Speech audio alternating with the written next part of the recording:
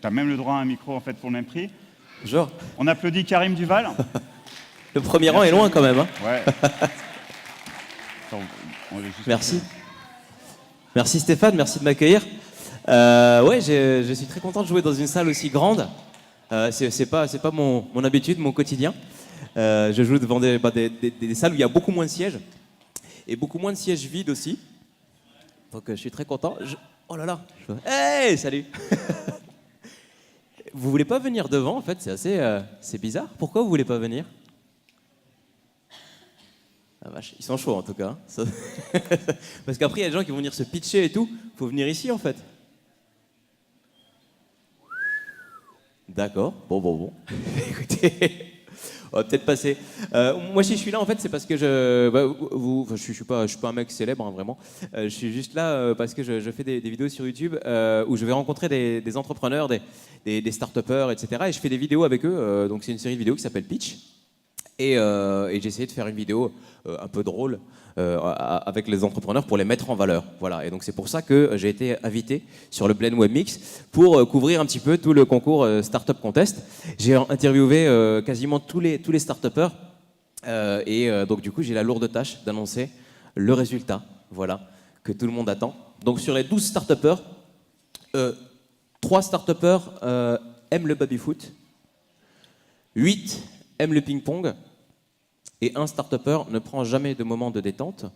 Et donc, du coup, le jury a tranché sur un critère très simple. Il y avait des baby-foot à gagner. Et donc, il y a 3 gagnants. Qui sont? Je vais les annoncer. Je crée un faux suspense parce qu'en fait, ils savent très bien qu'ils ont gagné. Et on m'a demandé de faire une vanne sur chacun des start-uppers. Je vais la tester comme ça. Hein. Je veux dire, j'ai jamais fait. Hein. C'est une approche expérimentale, l'humour, hein, quelque part. Là, c'est un grand moment expérimental que je vais dire. Je veux dire, on est presque des scientifiques, hein, nous les humoristes, hein, c'est vrai. Les scientifiques ne pouvant pas tester leur vaccin sur les hommes, ils le font sur les rats, hein, puisque le rat est l'espèce la plus proche de l'homme. Et donc, ne pouvant pas tester mes blagues sur les rats, je le fais sur vous, hein, puisque vous êtes l'espèce la plus proche. Alors, comment ça va se passer? C'est les 3 finalistes, tout simplement. Les 3 finalistes sont... Attends, t'as pas encore gagné. C'est bientôt. Bientôt, tu vas faire comme si tu étais ému et tu vas monter sur scène. Mais attends, 2 secondes quand même. Donc, les 3 finalistes sont Tikaway. Ouais.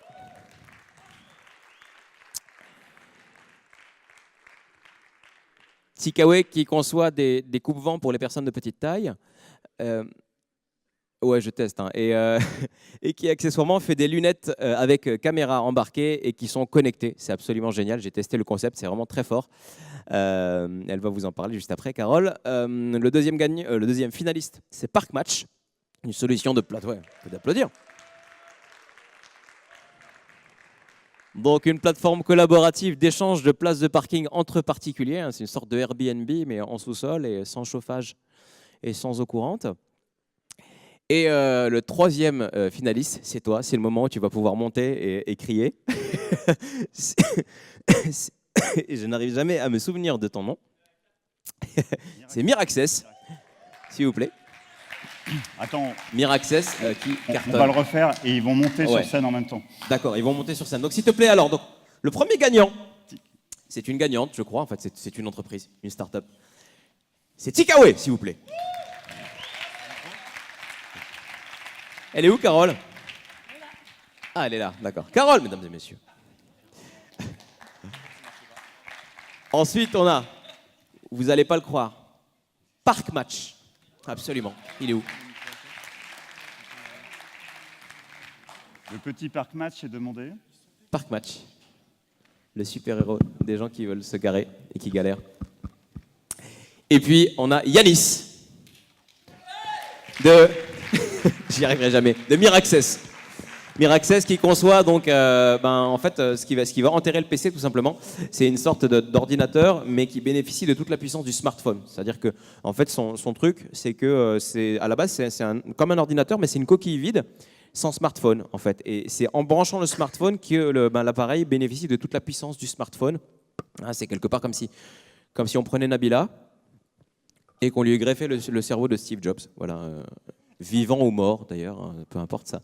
Ce sera toujours mieux. En tout cas, je vous dis un grand bravo à vous. Merci pour votre écoute. Et puis, je vais laisser se pitcher un par un. Merci.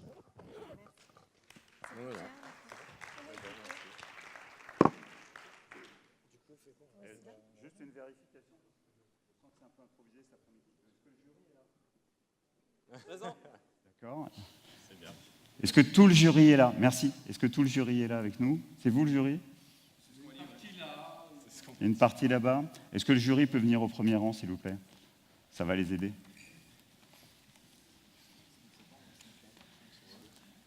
Merci à vous. Formidable. Ça, vous avez le temps de vous préparer. Vous êtes prêts? On est prêt, bien sûr. On est prêts. Toujours prêt. Donc, dans l'ordre, Ticketway, Park Match, Miraccess. Est-ce que tout le jury est là? On a une belle équipe. Vous me donnez le top, vous faites comme ça.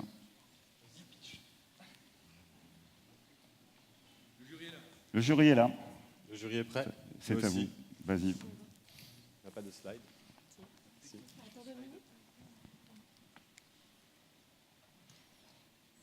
Alors, je vois les slides. Ouais, parfait. Bonjour à tous. C'est grand, on ne voit pas ceux au fond. Je suis Carole Bollard et voici Brice Agnès, mon associé. Bonjour. Nous sommes les deux cofondateurs de Ticketway. Alors, Ticketway, on a imaginé Ticketway pour aider les professionnels à mieux travailler à distance. Pour vous montrer un peu, si jamais vous avez un technicien sur le terrain, sur un site, et qu'il a un problème technique, il va prendre son téléphone, il va envoyer des photos, il va attendre que le SAV lui réponde, il va du coup être en train de manipuler pendant que son responsable lui donne l'information, et du coup, vous l'aurez compris, c'est assez compliqué. Du coup, on a décidé de créer une solution qui est une paire de lunettes caméra connectée à une solution de visioconférence. L'idée, c'est qu'on va revenir sur le produit. Donc, on a développé une paire de lunettes pour avoir les mains libres. Elle est munie d'une caméra Full HD et d'un micro sur le côté pour le retour son.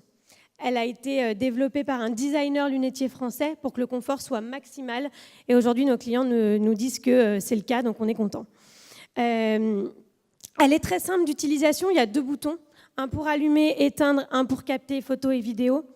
Et elle fonctionne évidemment avec notre solution de visioconférence, mais également elle est indépendante. Si aujourd'hui vous voulez capturer uniquement une vidéo sans faire du live, il y a 16 gigas de stockage interne, donc vous pouvez directement tout enregistrer. Et donc, on vous le disait, on a d'un côté une paire de lunettes pour filmer main libre, et de l'autre côté, elle est connectée à notre outil de visioconférence. Ici, la priorité, c'est un live zéro latence, c'est de pouvoir avoir le retour de son expert à distance. Donc tout simplement, on va prendre son smartphone, on a une application Android et iOS, et on va connecter la lunette au Wi-Fi, soit sur le hotspot du téléphone pour être en totale mobilité, soit sur la box du lieu. Et on va partager une URL à notre expert, à notre soutien. L'URL, le technicien aura juste à l'ouvrir depuis son navigateur, et donc il n'a rien à installer, ça prend quelques secondes, et il est directement connecté dans la vue de son technicien pour l'assister. Alors, on a bien sûr identifié les besoins et les secteurs principaux à qui cette solution s'adresse. C'est l'industrie, le BTP et la santé. Alors, il y a d'autres secteurs, mais ceux-là sont les principaux. Je suis un technicien, donc j'ai besoin d'avoir les mains libres et puis j'ai besoin de l'aide de mon support. Grâce aux lunettes, voilà, je peux bénéficier de la télémaintenance. Je suis directeur, j'ai 6 usines. Il faut que j'y aille très régulièrement, mais pourquoi pas laisser les lunettes sur chacun de ces sites et demander à quelqu'un de me faire un live pour que je puisse visiter le lieu sans me déplacer, pour prendre des informations, pour faire un contrôle qualité avant de me déplacer. Peut-être qu'il y avait effectivement des déplacements à diminuer à ce moment-là. Ou nos clients nous remontent également très souvent qui peuvent se servir et qui se servent des lunettes pour faire de la formation. Pas plus tard que la semaine dernière, c'était pour un client pour de la médecine, c'était un chirurgien. Alors, bien évidemment, pour mener ce projet à bien, donc on est une équipe, on est passionnés, heureusement. Donc on est les 2 fondateurs, Carole et moi. Et puis nous a rejoint Daniel Fage il y a quelques mois de cela. En fait, il travaille avec nous depuis quasiment le début du projet, mais maintenant il est associé. Et on est super heureux de l'avoir. C'est un excellent ingénieur software qui nous propulse et qui nous permet vraiment d'aller très vite dans le développement de nos technos. Et derrière, on est une dizaine de personnes à travailler au quotidien sur le projet. Alors le business model, il est super simple, hein, comme ce qu'on voulait faire, c'est la vente d'un produit à 250 € hors taxe et la vente de notre solution de visioconférence sous forme de package 6 mois, 1 an, aux tarifs qui vous sont présentés ici. Et donc, on a lancé la vente de notre lunette et de notre visio il y a 3 semaines et on est un peu sous l'eau, hein, faut bien se l'avouer. Les clients que vous voyez ici, c'est ceux qui ont déjà plusieurs lunettes chez eux et qui sont en test, en train de voir comment ça fonctionne et en train d'essayer de déployer ça en mode pilote. Voilà. Et d'ailleurs, si vous souhaitez qu'on vous fasse une démo pour que vous puissiez vraiment vous projeter, n'hésitez pas à venir nous voir à la fin. On se fera un grand plaisir du coup de vous faire la visite de nos locaux jusqu'à vous. Voilà, merci beaucoup. Merci à vous. Donc c'était Tikeway. Le jury, vous avez 5 minutes pour faire les questions-réponses pour qu'on respecte la parité avec tous les autres. Qui est-ce qui prend la parole? Marc? Bonjour et merci. Bonjour. Bonjour. Bon pitch, c'est au moins le mérite d'être super clair.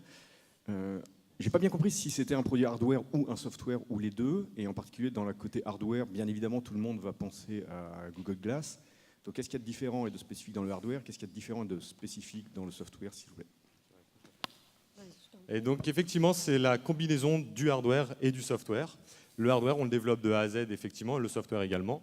La principale force de notre produit, c'est d'être extrêmement simple et d'être dédié à une fonction, c'est de pouvoir en gros se téléporter dans la vue de quelqu'un. Donc on ne veut faire que cette fonction, on ne veut pas faire d'affichage comme ce que font les lunettes à réalité augmentée, telles que vous le citez Google Glass. On veut être très simple et focus sur ce domaine-là pour que notre qualité soit optimale. Et le tarif, vous l'avez vu, est très très accessible. C'est ce que nous disent tous nos clients, ils peuvent mettre 10 lunettes dans 10 usines quand ils en achètent une seule de Google Glass. Et du coup, vos concurrents, si ce n'est pas Google Glass? Alors nos concurrents, il y en a deux. Il y a d'un côté les caméras embarquées, mais qui ne font pas de live. Et de l'autre côté, qui sont vraiment nos gros concurrents. Et c'est des concurrents qui font, comme Brice le disait, de la réalité augmentée. Aujourd'hui, c'est des produits qui sont très poussés technologiquement, qui sont très haut de gamme et qui ont beaucoup de fonctionnalités. C'est hyper intéressant, la réalité augmentée. Cependant, le retour qu'on a de nos clients sur le terrain, c'est que du coup, quand ils les mettent, par exemple les HoloLens, dans les mains des techniciens, il faut qu'ils soient formés dessus. C'est lourd à porter. Et pour l'entreprise, pour le coup, c'est un gros coût. C'est 10 fois notre solution. Donc, je pense qu'on peut également travailler côte à côte et qu'on ait une bonne alternative pour tout ce qui est opération, en tout cas bénigne, qui ne nécessite pas de la réalité augmentée. Et hier, j'ai eu le retour d'un client et qui est super intéressant pour répondre à cette question. Il a dit, les applications de toute manière aujourd'hui n'existent pas encore pour faire la réalité augmentée ou de la 3D dans ces casques, HoloLens et autres. Et en fait, c'est sûrement très bien, mais pas aujourd'hui. Et aujourd'hui, ils n'ont pas de solution. Et Tikeway y répond. C'est quoi le coût de revient de vos lunettes? C'est une question... Alors, on va le garder pour nous. Non, on ne va pas le partager comme ça. Non, mais je vais reformuler la question. Mais ouais. Vous disiez qu'un des segments était l'industrie. Aujourd'hui, vos lunettes paraissent de loin quand même assez fragiles. On sent que c'est une commodité pour l'entreprise. Combien en soi, est-ce qu'elles sont adaptées, clairement adaptées aux usages que vous citiez tout à l'heure, notamment dans l'industrie? Donc là, la question elle est plus, si vous me dites si je me trompe, sur la solidité de la lunette pour que le client n'ait pas à en racheter deux parce qu'il les a tout de suite cassés, c'est ça? Ok. La lunette paraît peut-être fragile, mais alors heureusement, ça veut dire qu'elle est miniaturisée comme il faut et qu'elle est bien intégrée. Ce qu'on a fait justement, comme disait Carole, c'est qu'on a travaillé avec des lunetiers français, un lunetier français pour la développer, et les matériaux, c'est de la grille-amide, c'est du TR90, c'est ce qui utilise les lunettes haut de gamme dans le sport. Donc c'est vraiment super résistant et c'est très souple. Donc ça va se déformer et retrouver sa propriété initiale si ça tombe ou autre. Mais on fait des tests à 2 mètres et elle ne se casse pas. D'accord. Est-ce qu'il y a un usage à la lunette si on ne s'abonne pas? Alors comme le disait Carole, l'usage premier de la lunette, ça va être de filmer et de stocker sur la lunette. Donc c'est une GoPro sur laquelle on a le 16 Go de stockage. La GoPro, il faut un casque ou un harnais pour la fixer. Là, je mets juste mes lunettes, j'ai les mains libres, je peux filmer. Donc pour mes vacances, je ne suis pas derrière mon smartphone à tout le temps regarder ce que je filme, j'utilise des lunettes. On en vend aussi au grand public pour cet usage-là. Excuse-moi, on vend aussi, par exemple, à des enquêteurs terrain qui s'en servent pour prendre des notes. Donc ils ne se servent pas du live, ils notent, ils parlent à la lunette, et en rentrant, ils regardent ce qu'ils ont fait, ils réécoutent et ils revoient ce qui s'est passé la journée. Ou ils gardent des traces, par exemple dans le médico-légal, ils font les opérations avec des lunettes. Aujourd'hui, on a plusieurs chirurgiens qui les utilisent. Ils archivent, et si jamais il y a besoin derrière, ils les ressortent. Il reste 45 secondes. La formation également utilise juste pour filmer et faire des tutoriels. Oui, bravo pour toutes les références clientes que vous avez déjà. Justement, à propos de ces clients, est-ce qu'il y a du setup et de la maintenance en fait, qui est prévu dans vos contrats? C'est-à-dire, est-ce que vous réparez les lunettes? Est-ce que vous leur expliquez comment ça marche? Est-ce qu'il y a du service en fait, autour du hardware? Donc là, pour être très transparent avec vous, on est vraiment, ça fait 3 semaines que c'est sorti. Ils viennent les recevoir depuis une semaine, ils sont en test, et on est très proche d'eux justement pour travailler avec eux et construire encore l'offre main dans la main. C'est vraiment ça, on veut être très proche d'eux. On pense à une offre de maintenance, effectivement, on a déjà les tarifs en tête et la solution en tête. Merci beaucoup, on les applaudit. TickAway. Merci. On est connecté. Merci. Donc on va passer la parole à... Je ne sais pas ton nom, pardon. Clément Favier, Parc Match. À Clément Favier de Parc Match. Donc Clément, c'est mieux avec un métier. Clément, tu connais la règle. Tu as 5 minutes pour nous présenter ton projet et ensuite il y aura 5 minutes pour des questions-réponses. On va faire vite. Merci. Bonjour à tous, je m'appelle Clément Favier, je suis cofondateur de Parc Match. Parc Match, c'est la première solution de location de parking entre particuliers qui se fait sans rencontre entre propriétaires et locataires pour la remise des accès et sans installation sur le système d'ouverture existant. Donc, je vais commencer par prendre l'exemple de la ville de Lyon, où on a 145 000 places de parking qui appartiennent à des particuliers. Sur ces places-là, on en a toujours en moyenne 50 000 qui sont inutilisées, et ça représente autant que le parc total de stationnement en voirie de la ville de Lyon.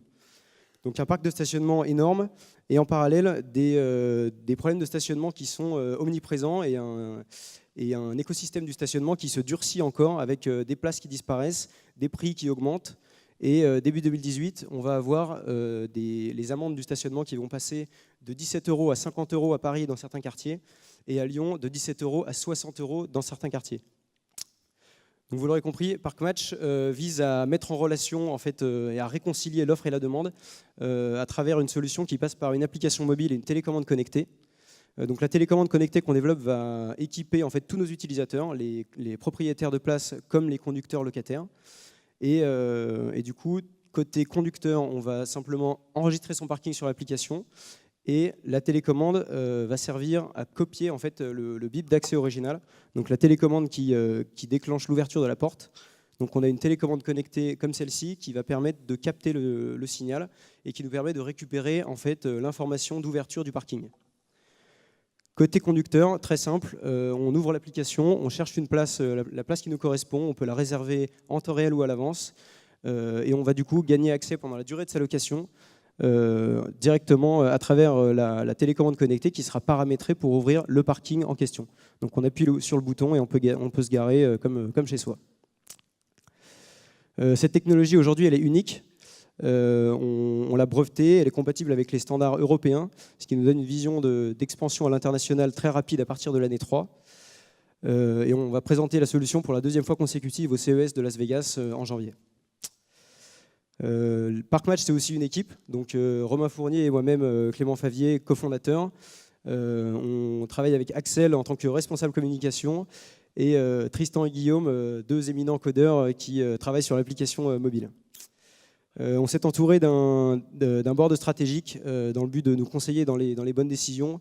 Tout d'abord, l'incubateur Via Idée qu'on a rejoint très récemment, qui est spécialisé dans les nouvelles mobilités et qui a déjà accompagné des startups comme Drivey ou Hitch dans la mise en place de leur modèle collaboratif. Et ensuite, on a Vianney Raskin, Xavier Géten et Denis Père, qui sont tous entrepreneurs ou serial entrepreneurs, donc qui ont une expérience qui est pertinente à partager avec nous dans leur conseil. Côté business model, on a basé nos prévisions sur des tests terrain. Donc on table sur 1000 parkings enregistrés sur la plateforme en fin d'année, 11 000 conducteurs pour générer du coup un CA à travers une rémunération par commission sur les transactions et la vente de la télécommande. Donc un CA en première année de 500 000 €. Et comme on peut le voir ici sur la droite, en deuxième année de 2,3 millions et en troisième année 5,3 millions. Pour parler un petit peu des prochaines étapes de ParkMatch, aujourd'hui on a un prototype donc fonctionnel qui est même une pré-série en fait de notre objet final. Donc on sera prêt pour le commercialiser en janvier. Le but étant de lancer un bêta-test d'abord en décembre sur Lyon et ensuite partir sur un lancement commercial en février, du coup d'abord sur Lyon et très rapidement Paris, sachant qu'on a déjà une traction assez forte des propriétaires et des conducteurs, sachant que voilà, Paris c'est une ville où c'est quand même très connu que c'est difficile de se garer à Paris. Et donc en parallèle, on travaille sur la mise en place des stratégies d'acquisition client d'une part et une seconde levée de fonds qui sera basée donc sur la base des premiers KPI d'utilisation qu'on arrivera à tirer de nos bêta-tests et des premiers lancements. Donc levée de fonds à partir de février 2018. Donc c'est difficile d'avoir les deux mains prises. Donc soutenez ParkMatch et garez-vous enfin partout comme chez vous. Je vous remercie à tous pour votre attention. Merci à toi.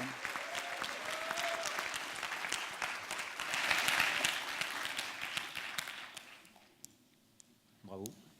Merci. 2 questions rapides. Sur les 150 000 places de parking que vous évaluez sur Lyon, c'est quoi la part qui sont avec des... Parce que du coup, j'imagine votre système implique que le parking s'ouvre avec une télécommande RF, ce qui n'est pas la totalité, loin de là, j'imagine, des parkings. Alors en fait, on a travaillé sur des études de marché assez précises effectivement là-dessus, qu'on a fait donc sur Lyon, sur Paris et sur 5 autres métropoles françaises, sur lesquelles du coup on a pu appliquer notre segmentation client déjà parce que tous les propriétaires ne sont pas forcément enclins à mettre leur parking en location comme ça sur de la courte durée. Donc on a une segmentation client, on a une deuxième segmentation qui est effectivement par rapport aux systèmes qui vont s'ouvrir avec des télécommandes. Et en fait, même dans cette segmentation-là, on applique également un dernier filtre qui est notre compatibilité en fait avec les systèmes existants. Aujourd'hui, cette compatibilité, elle est estimée à environ 75 à 80% de l'installé en France et en Europe. Enfin, surtout en France. En Europe, c'est pas encore tout à fait acté, mais disons que c'est les mêmes standards. Et du coup, voilà, on s'attend à avoir une compatibilité proche en Europe. Et pour les parkings souterrains, comment vous faites la cartographie? C'est le propriétaire qui va la faire ou c'est...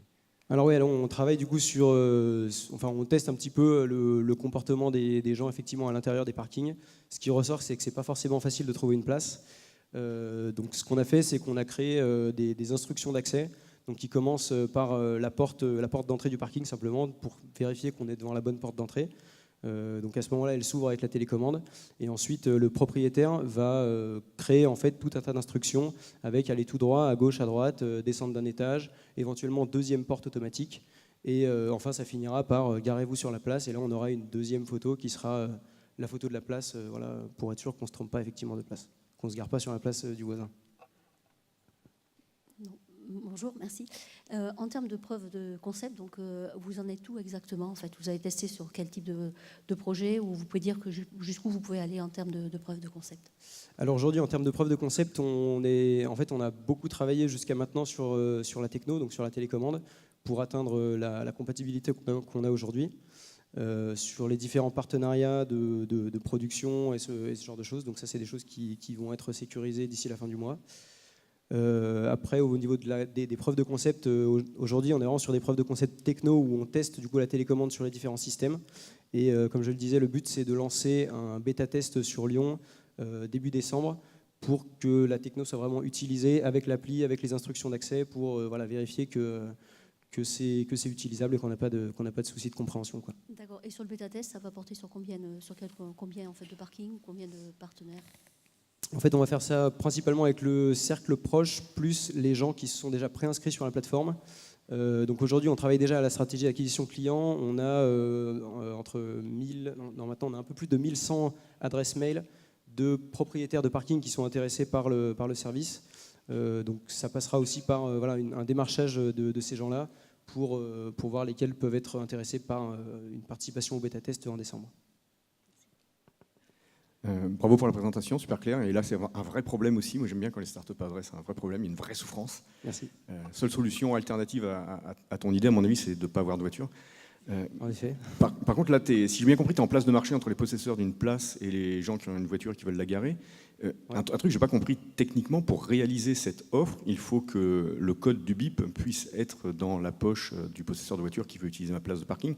Moi, si je possède une place de parking, je ne possède pas la technologie pour transférer ça. Donc, est-ce que dans la chaîne de valeur, il faut aussi un agrément ou un accord ou une intégration avec le manager du parking et pas simplement celui qui possède la place? En fait, celui qui possède la place, il a déjà un accès pour accéder à sa place, donc il a une télécommande. Et notre télécommande va avoir deux fonctions. Bien sûr, l'une, ça va être de pouvoir ouvrir les parkings, et la deuxième, ça va être et la deuxième fonction, ça va être de pouvoir récupérer en fait le signal original. Donc c'est le signal qui permet d'ouvrir la porte. Et une fois qu'on a ce signal, on peut en fait le partager aux différentes personnes. Pour le récupérer, tu le récupères où? C'est quoi la mise en œuvre? Ça va être une petite, voilà, exactement, ça va être en tête-à-tête avec la télécommande originale, donc ce sera guidé dans l'application. D'accord, en fait, donc le propriétaire de la place et l'utilisateur doivent se rencontrer physiquement? Non, parce qu'en fait, le propriétaire de la place, il a sa télécommande connectée, donc lui, il va pouvoir faire sa copie au moment où il enregistre son parking. Et ensuite, le signal, nous, on va le stocker sur le serveur, et là, il est disponible pour tous les locataires. Donc tu fais la synchro, d'accord. Exactement. Thanks. Merci. Dernière question. Bravo à la mascotte. J'en profite pour représenter Parkman, c'est notre super-héros du stationnement, et on espère que ce sera bientôt le vôtre aussi. Merci à toi.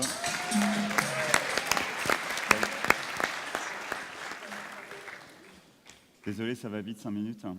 Je vais te passer le micro. Donc Yanis, tu vas nous présenter Miraccess. Exactement. Tu connais la règle, 5 minutes de questions. J'attends le compteur. Donc, bonjour à tous, je m'appelle Yanis Hunter, je suis le CEO et cofondateur de Miraccess. Après 10 ans de smartphone, aujourd'hui le marché du mobile est en pleine transition. En transition parce qu'il y a un décalage entre le potentiel du smartphone, qui est puissant, pratique, connecté, mobile, et les utilisations qu'on en a, qui sont, elles, limitées par la taille de l'écran. Donc les grands constructeurs, après 10 ans de smartphone, travaillent déjà à la prochaine révolution qui fera de notre smartphone notre ordinateur personnel. On a Microsoft, on a Huawei, on a Samsung, on a HP qui travaillent sur des interfaces bureaux à partir du mobile. Et c'est précisément sur cette révolution super fun que Miraccess s'inscrit avec le Mirabook. Le Mirabook, si le mobile en fait devient un ordinateur universel qui peut se transformer en n'importe quel appareil, si ça devient notre ordinateur personnel, le Mirabook, lui, il va permettre de convertir ce téléphone en ordinateur portable doté d'un grand écran 13 pouces, d'un clavier, d'un trackpad, de connecteurs, le tout pour être productif à partir de son mobile. On transforme le smartphone ou le superphone bientôt en ordinateur portable. Et ça paraît logique au vu des chiffres du marché du PC. Si on prend l'année 2012 par exemple, le marché du smartphone, ça représentait 300 milliards de dollars cette année-là, et le marché du laptop, c'était 120 milliards. Aujourd'hui, en 2017, le marché du laptop a passé la barre des 100 milliards, on est à 96 milliards. Le marché du mobile, lui, il est quasiment à 430 milliards. Donc là-dessus, on se rend compte que le mobile, finalement, il a pris de plus en plus d'importance dans nos vies. Il a remplacé la caméra, il a remplacé le GPS, la calculatrice, notre lecteur MP3 qu'on avait avant. Et aujourd'hui, il va devenir notre ordinateur personnel. Donc, à propos de Miraccess, on a réalisé une campagne Indiegogo, donc une campagne de crowdfunding il y a quelques mois de ça. On a pour le moment à peu près 130 000 $, plus de 130 000 $ de pré-chiffre d'affaires. Là, c'est pas actualisé, ça date de la semaine dernière, mais on est à peu près à 550 Mirabooks vendus. Cette année, l'objectif, c'est d'atteindre les 1300 Mirabooks vendus, en sachant que On est actuellement à 7500 $ de pré-chiffre d'affaires par mois sans publicité. Donc on a quand même une traction sans injecter le moindre sou en marketing ou quoi que ce soit. On est en préparation du CES 2018 et du Mobile World Congress où on va présenter la version finale du Mirabook. Et puis on a la production qui est en attente pour livrer nos premiers acheteurs. On a préféré décaler à l'après-CES pour pouvoir prendre un maximum de commandes lors du CES avec des retailers. On recrute aussi pour développer les prochains projets. Donc aujourd'hui, on a présenté Mira, par exemple, qui est la solution software qui vient complémenter le Mirabook sur le mobile. On a beaucoup d'opportunités sur la partie commerciale. Donc là, désolé, c'est pas aligné, c'est le PowerPoint. Il aurait fallu mettre le PDF, c'est pas grave. Au niveau des prospects, on a par exemple Google qui est venu nous voir, Google New York, qui sont intéressés pour équiper le Mirabook en interne auprès de leurs 70 000 devices Android des différents employés. On a Samsung aussi, la branche B2B Europe, qui est intéressée pour vendre son S8 et un Mirabook à des professionnels. Ils ont déjà trouvé des partenaires pour leur proposer cette solution. Et puis enfin, on a énormément d'opportunités aussi auprès des télécoms pour vendre des packs Mirabook et smartphone. Aujourd'hui, on est en recherche de fonds, donc on cherche à peu près 2 millions pour financer une production de masse, les prochains projets en R&D et le marketing pour développer tout cet aspect commercial, pour vraiment être ambitieux dans nos objectifs et avoir de l'air. Si je présente la Mira Team rapidement, donc Paul-Émile, tout à gauche, cofondateur, c'est notre CTO, c'est un ingénieur qui a fait les cams. Joseph, juste derrière, c'est notre chef du digital. Fabien, donc c'est notre designer et en même temps notre directeur marketing. Johan, notre stagiaire qui est d'ailleurs bénévole ici. Et Christian, donc, qui est notre directeur commercial et qui nous vient de chez Samsung, LG et Sony. Donc là, je vais passer rapidement, mais voilà, tout simplement pour dire que l'objectif, c'est de sortir un pack, le Mirabook étant de base à 250 $ hors taxe. Et notre objectif, c'est de faire un pack à 499, smartphone plus Mirabook. Je vous remercie. Merci Yanis. Merci Yanis, tu restes là, on va te soumettre aux questions. Très bien. Bonjour, bravo. Bonjour, merci. J'avais une petite question sur où vous en êtes dans la production pour les premières précommandes sur Indiegogo. Vous avez un concurrent qui a fait une campagne sur Kickstarter, qui ont levé, je crois, 2 millions, qui ont plus d'1 an sur la livraison de leurs produits. Vous en êtes où de la fabrication vraiment des premiers produits? Alors, si vous parlez de Sentio, donc ils ont 2 ans de retard sur la livraison. Nous, on va arriver à peu près au même moment au niveau des livraisons. Donc l'objectif pour nous, c'est de sortir une pré-série qui va nous servir de test. On va livrer 50 backers pour avoir des retours d'ici le mois de décembre. Et ensuite, d'organiser une production plus importante que prévu pour le mois de février-mars. Donc une fois qu'on aura un maximum de commandes suite au CES. Parce que déjà, on avait été l'année dernière et on avait eu un fort intérêt de la part des distributeurs et des télécoms. Malheureusement, on n'avait pas encore le produit. Cette année, on y retourne et ce sera un peu notre revanche où cette fois, on va leur présenter le produit final. Bonjour. Je crois que je comprends l'intérêt d'avoir une interface grand format pour avoir accès à ce qu'il y a dans mon téléphone portable. Je ne suis pas sûr de comprendre l'intérêt de ne pas avoir de PC ou aller jusqu'au fait que le téléphone portable c'est un remplacement du PC ou du Mac. Donc, est-ce que vous vous adressez aux gens qui n'auraient pas de PC et de Mac et qui donc bénéficieraient de la puissance de calcul de leur téléphone pour le transformer en PC ou Mac, ou est-ce que vous vous adressez aux gens qui ont déjà un PC et un Mac et qui vont utiliser ces interfaces physiques, donc un grand écran et un clavier, pour accéder au contenu de leur téléphone? Pour moi, c'est 2 segments différents et je ne vois pas comment ils s'articulent. C'est simple, en fait. D'un côté, on a la puissance des mobiles qui est exponentielle. Si on prend le dernier iPhone X, par exemple, il est plus puissant qu'un MacBook 13 pouces. Et de l'autre, on a aussi le développement du cloud computing, où on va pouvoir se connecter à distance à partir de son mobile à un ordinateur ultra puissant qui, lui, aura la puissance de calcul nécessaire pour faire, par exemple, tourner des logiciels 3D, des logiciels de montage vidéo ou des jeux vidéo. Donc, en fait, l'avenir est mobile first. On va avoir notre petit client, notre petit ordinateur de poche, notre smartphone. Et ensuite, on va venir se connecter à distance à des ordinateurs plus puissants si besoin. Et pour tout ce qui est besoin basique, les gens pourront utiliser leur mobile. Je comprends ça, mais c'est pas ma question. Ma question, c'est est-ce que ça va remplacer les PC ou est-ce que ça va équiper en PC des gens qui n'avaient pas les moyens d'avoir un PC?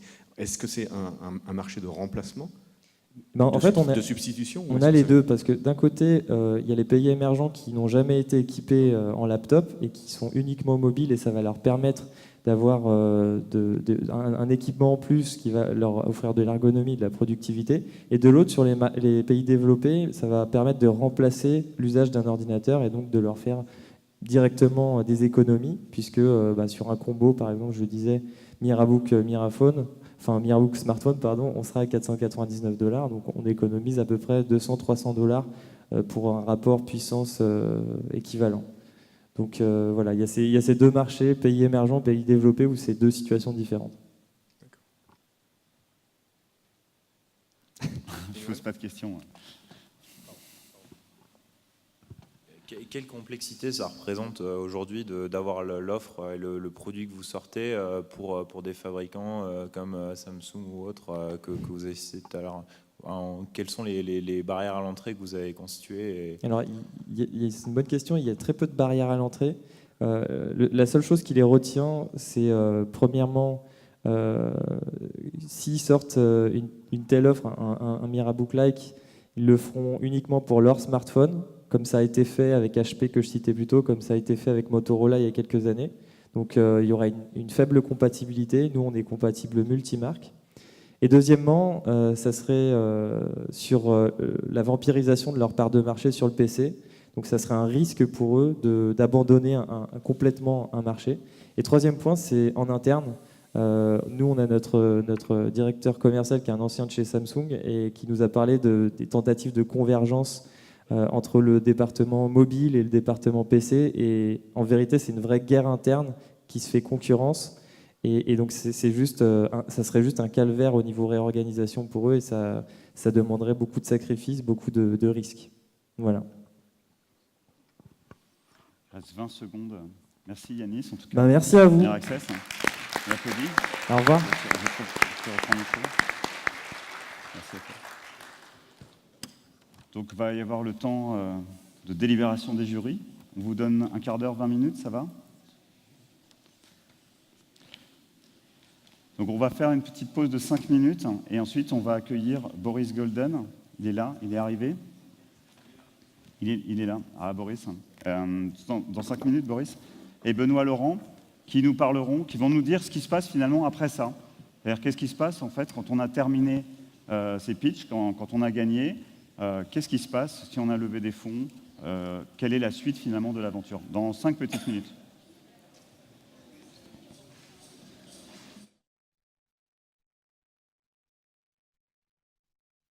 Ok, donc on va profiter de la délibération du jury finalement pour faire un fast-forward. On va regarder ce qui se passe 2 ans après en fait, c'est-à-dire là, vous, ce que vous vivez, les startups aujourd'hui, qu'est-ce qui va se passer dans 2 ans si tout se passe bien pour vous. Donc on a Boris Golden et Benoît Laurent qui sont présents. Donc Boris Golden, tu es du fonds d'investissement Partech et Benoît, tu es de la startup Worders. Donc vous vous êtes rencontrés il y a 2 ans. On vous laisse nous raconter votre belle histoire à tous les deux. Merci beaucoup. Alors déjà une question, qui était à la conférence qu'on a fait il y a 1 heure? On a raconté exactement la même chose. Ok, ça va. Bon, pas trop de monde. Bon, donc ceux-là, vous pouvez aller prendre un café parce qu'on va répéter quand même des choses assez similaires. Donc du coup, moi, Boris, je suis l'investisseur et Benoît est l'entrepreneur pour bien se faire les rôles. Et en fait, on s'est rencontrés au Blend il y a 2 ans. Et donc du coup, 6 mois après le Blend, Partech et donc via moi, investissait dans Worders. Donc ça fait effectivement une belle histoire sympa à raconter. Donc Benoît, je te propose de nous narrer un peu la chose. Merci Laurel. Mon micro. Merci. Alors effectivement, l'histoire, en fait c'est très simple. Il y a 2 ans de ça, Blend avait organisé un exercice inversé de pitch. C'est des investisseurs qui pitchaient en 1 minute leur fonds face à un parterre d'entrepreneurs.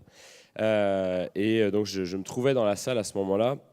Et il se trouve que je revenais d'Asie, j'ai vécu 2 ans en Asie, j'arrivais depuis, ça faisait 1 mois, je crois que j'étais en France.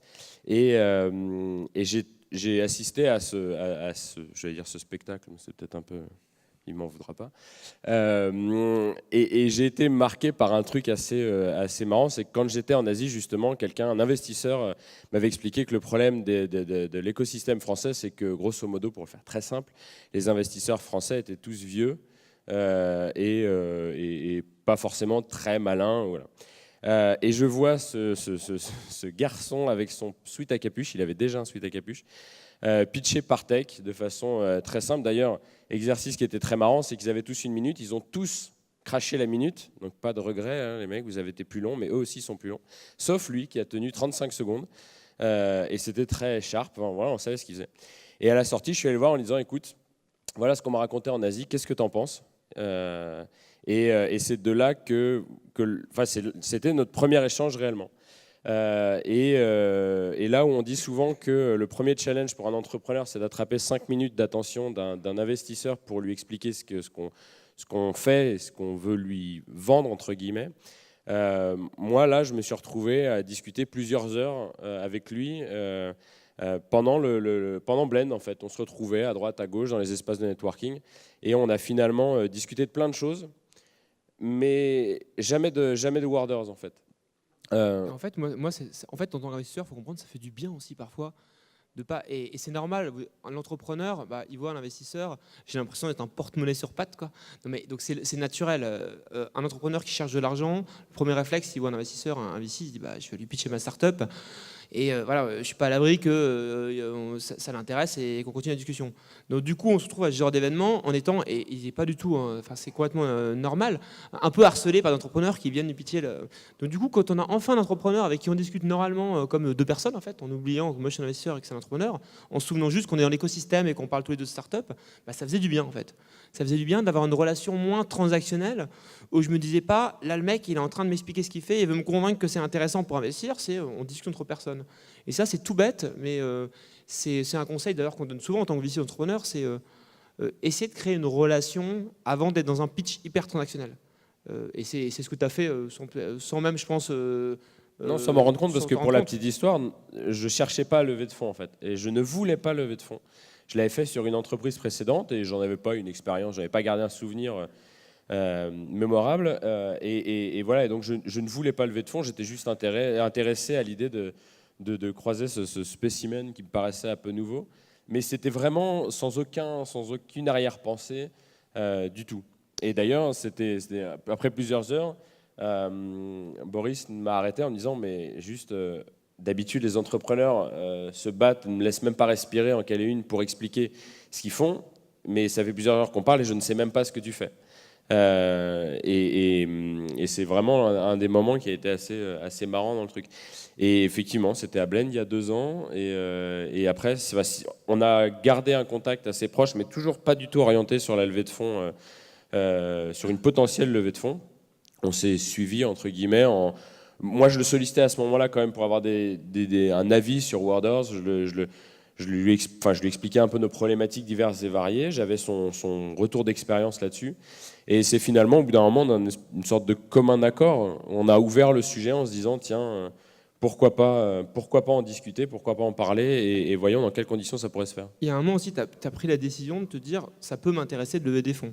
Parce que alors je pense que les VC le disent de plus en plus, mais ça n'avait pas de mal de le répéter. Lever des fonds, c'est une décision avec des VC, c'est une décision qui est structurante. Parce que nous, on attend une trajectoire de boîte, une ambition, etc., qui sont celles de très peu de boîtes finalement. L'investisseur, il n'est pas là pour que la boîte se revende 10 ou 20 millions.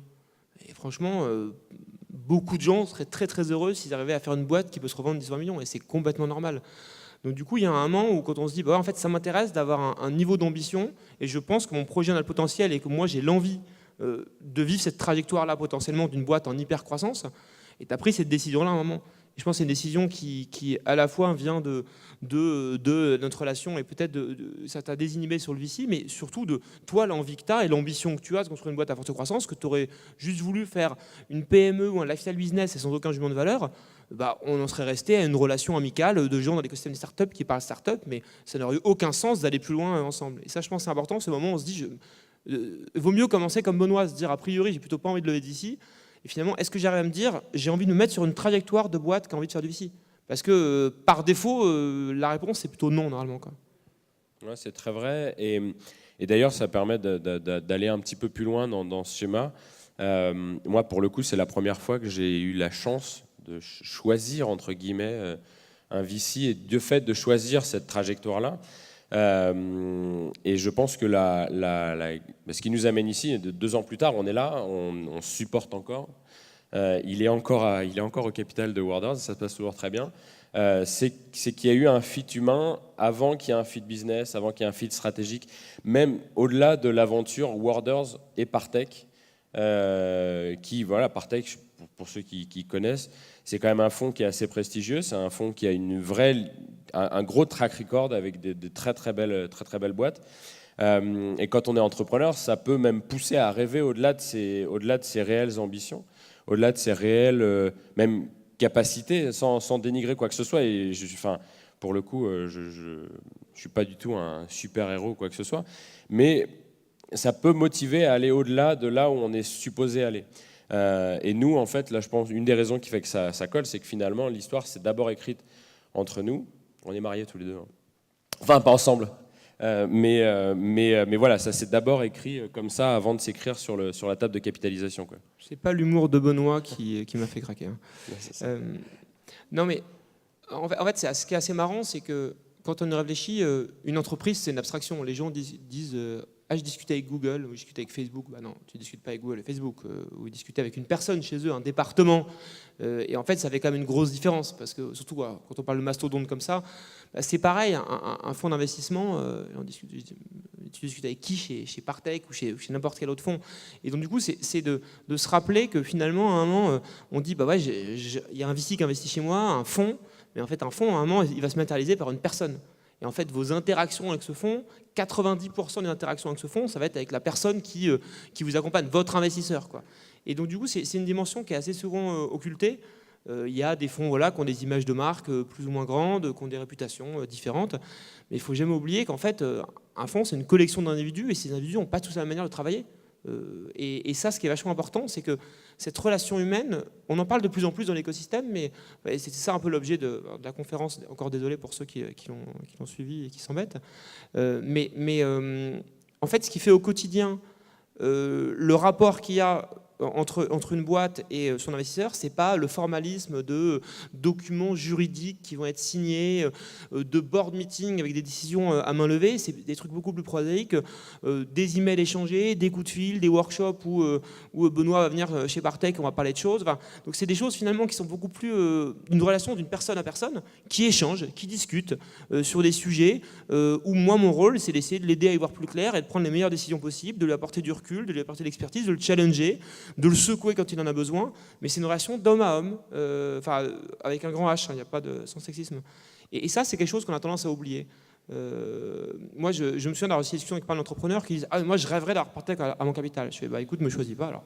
Parce que moi, je ne suis pas Partech. Moi, je viens d'arriver chez Partech, je suis une personne, et si tu me choisis parce que tu as envie d'avoir Partech, c'est une énorme erreur. Parce qu'en fait, tu es en train de me choisir moi plus que Partech, tout dans la relation. Partech va apporter aussi beaucoup de choses. Mais 80% de l'interaction, ça va être avec moi. Donc si tu rêves de Partech, mais moi tu ne me supportes pas, tu ferais mieux de choisir quelqu'un d'autre. Et ça, c'est hyper important. Et ça, il ne faut jamais l'oublier. Une entreprise, c'est une abstraction. Vous parlez avec des personnes dans cette entreprise. Benoît, je te demande un dernier mot de conclusion. Et ensuite, on va laisser la place, je crois qu'ils sont très attendus au jury. Ah non, nous, encore plein de trucs à dire. Hein. Vous avez déjà fait 2 conférences aujourd'hui, vous voulez en faire une 3e ? Non, mais bien sûr. Vas-y. Non, mais je crois que ça a été dit en fait. Hein, c'est vraiment. Non, je crois que tout a été dit. Hein, bon, place au jury alors. Place au jury. Merci à tous. Merci à vous.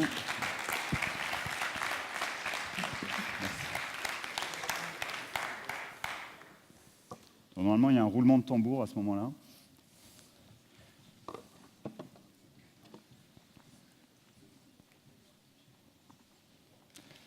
Donc on va inverser les rôles. Ce sont les startups qui sont assises à la place du jury et le jury qui va nous présenter les résultats. Je vous en prie, avancez ici. Soyez pas timides. Hein.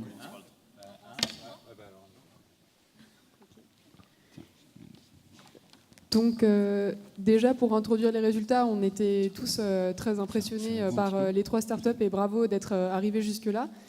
Donc on va commencer par le 3e et puis ensuite on ira vers le premier.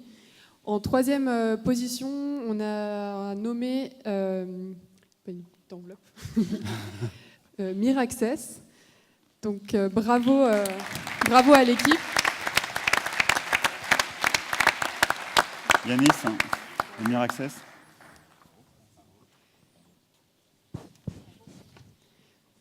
Pourquoi on a choisi de mettre Miraccess en troisième position du classement du jury? Déjà, sur les points positifs, on était agréablement surpris et impressionné par la réussite du crowdfunding qui montre qu'il y a un vrai intérêt pour les utilisateurs et à l'international, si j'ai bien compris. Et un deuxième point aussi qui a attiré notre attention, c'est tous les partenariats et la marque d'intérêt en fait, des industriels dans les différentes verticales que tu as évoquées. Donc ça, c'est aussi assez encourageant et à cet égard, l'ambition du projet est bien incarnée par ces deux indicateurs.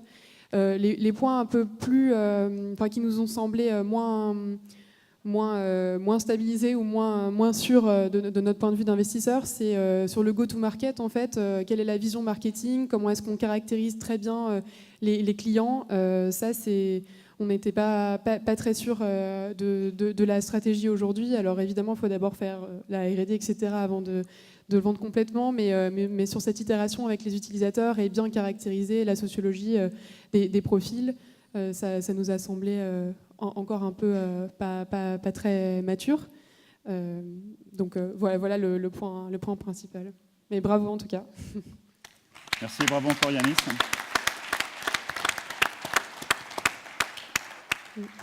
Yanis, tu peux rester avec nous. Hein. Ouais, tu n'es pas puni. Vas-y, assieds-toi Yanis. En deuxième place, on a choisi Partmatch.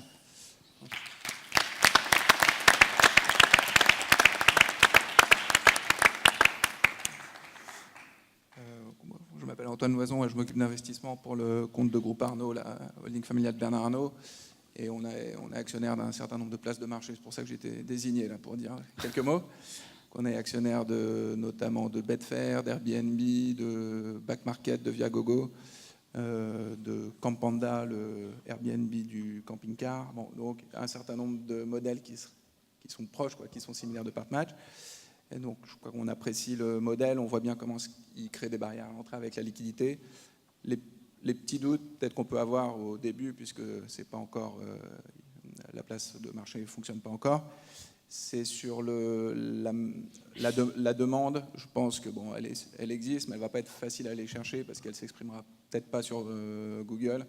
Et sur un certain nombre de places de marché, on commence avec AdWords parce qu'il y a beaucoup de requêtes. Là, je pense qu'il n'y en aura pas.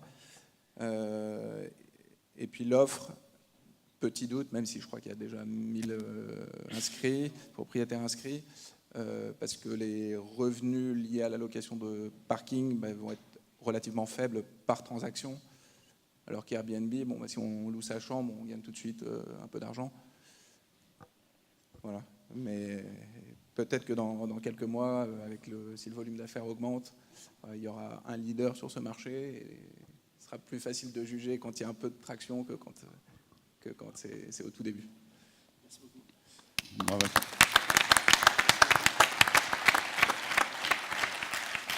Donc le suspense est insoutenable pour désigner le premier.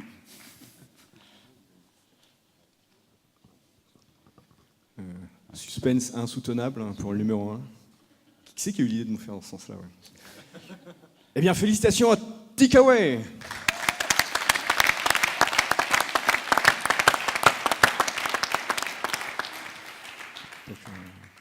Moi, je suis partenaire dans un fonds qui s'appelle Elaya Partners. On fait du early stage que dans le digital à base de techno qu'on appelle deep. Deep techno, avant on appelait ça high tech, maintenant on dit deep tech. Et on préfère les plans B2B. Donc j'ai une appétence tout à fait spéciale pour ce plan-là. Donc je vais commencer par dire tout ce qui n'allait pas dans le pitch. Non, juste pour donner un petit feedback et pas dire que tout va bien. Des petites faiblesses dans ce que vous avez présenté, c'est que d'abord on n'a pas eu de détails sur la profondeur de marché. Par exemple, là, vous avez présenté des milliards. Quand on présente des milliards, en général, ça suffit, mais on ne sait pas. Il n'y a eu aucun indice dessus. Deuxième petit point à robustifier, on n'a pas compris si c'était uniquement un plan d'exécution d'une bonne idée ou s'il y avait aussi des barrières à l'entrée de type propriété industrielle. Et j'ai tenté de vous amener là-dessus par la question, mais en fait, ça peut être un peu des deux, ça peut être un mix des deux, et les deux options sont valables, mais on ne sait pas exactement où on est. En revanche, ce qui nous a beaucoup plu, d'abord, le pitch était très très propre en ce qu'il adresse une proposition de valeur qu'on a tous compris. On ne s'est pas gratté la tête pour savoir à quoi ça sert. Ensuite, dans le B2B, tous les verticaux et tous les métiers du B2B sont en train de se digitaliser. Et souvent, ce qui fait qu'ils y arrivent, ce n'est pas la barrière à l'entrée, ce n'est pas que la technologie qu'on apporte va être extraordinairement complexe, c'est parce qu'on va faciliter l'usage d'un outillage digital. Et ça nous a beaucoup séduit parce que l'usage que vous proposez est très intéressant et qu'apparemment, c'est une proposition d'expérience utilisateur simplifiée. Et on sait que si on simplifie l'expérience des utilisateurs pendant toute la chaîne de valeur, on peut faire entrer le digital dans le B2B et c'est apparemment ce que vous proposez. Donc très intéressé, bravo pour ça, il faut qu'on se parle. Bravo. Vous voulez dire un mot? Non, tu veux pas? Si. Merci beaucoup déjà. Merci. C'est moi qui ai la lourde tâche de parler. Merci beaucoup. Merci. Merci beaucoup. En effet, c'était vraiment notre objectif de base de simplifier au maximum pour répondre à un vrai besoin concret du marché qui nous a été exprimé. Et je tenais juste à remercier le Blend Mix et l'organisation parce que on a fait beaucoup de salons et celui-là a été vraiment riche en rencontres. Et on a des nouveaux clients, donc merci, grâce à vous. Et on a rencontré tous les VC qu'on voulait rencontrer. Donc merci beaucoup d'avoir été présents. Voilà.